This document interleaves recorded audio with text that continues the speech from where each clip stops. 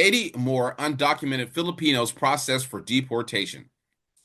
More undocumented Filipinos are facing deportation as the Trump administration ramps up its effort to arrest immigrants staying in the U.S. illegally. Filipino ambassador to the United States, Jose Manuel Radamales, this week said 80 more Filipinos have been processed for deportation, and this number is expected to rise as Trump immigration crackdown intensifies, according to immigration attorney Arnando Valores.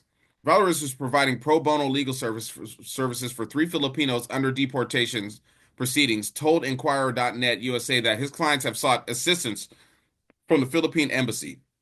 They are seeking transportation expenses for their return to the Philippines instead of waiting for the U.S. federal funds, he said.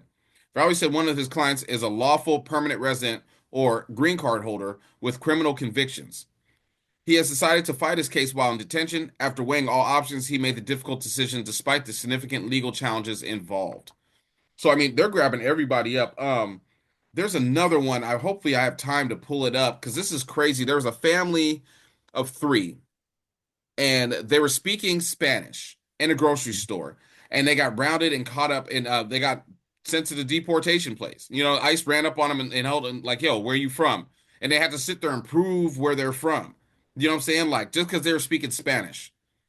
Yeah, this country is we're turning into a Gestapo. This is what the Gestapo did back in the day with the not just with the Jews but with anyone who they want out of their country or anyone who they wanted to round up. Yeah. This is crazy, man. This dude is this whole agenda has gone too far already. It was gone too far a long time ago. That's why we talked about it. But at the end of the day, people wanted this. I still see people on my page. I got family members who are still advocating for this.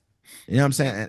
And trying to make light of things or trying to explain something away that cannot be explained away for what it is. I don't think it's gone far enough.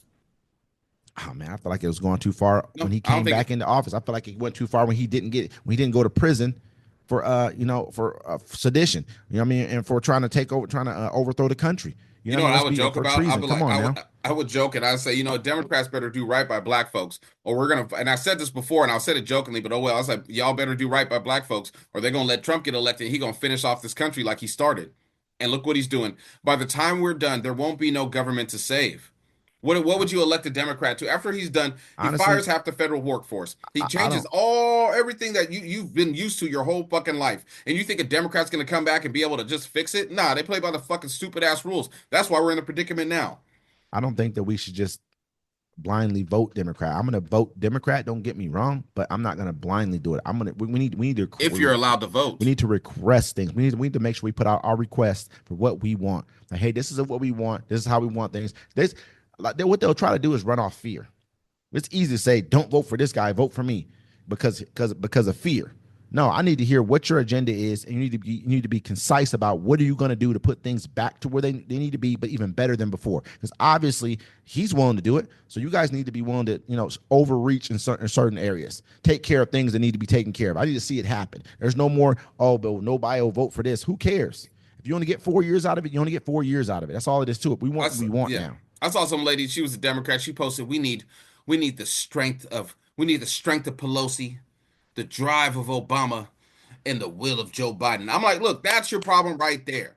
You need to be like, hey, we need people just to get these people out of here. Are you going to do our agenda? Yes.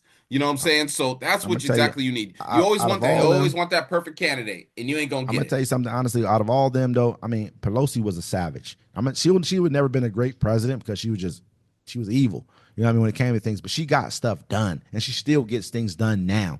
Like, don't get me wrong, she got over 400 and something bills passed when Obama was in office for his first 2 years that he was in office. When they had the House at the time and the Senate, she got 400 and something bills passed. It was a Senate that was pussyfooting along and not getting things done because they thought that the agenda was going too far. But look now, this guy's agenda, he's willing to executive order the hell out of whatever he can to get things done. Yeah, got to go around him. Then he's going to take it to the Supreme Court after that. He already got him.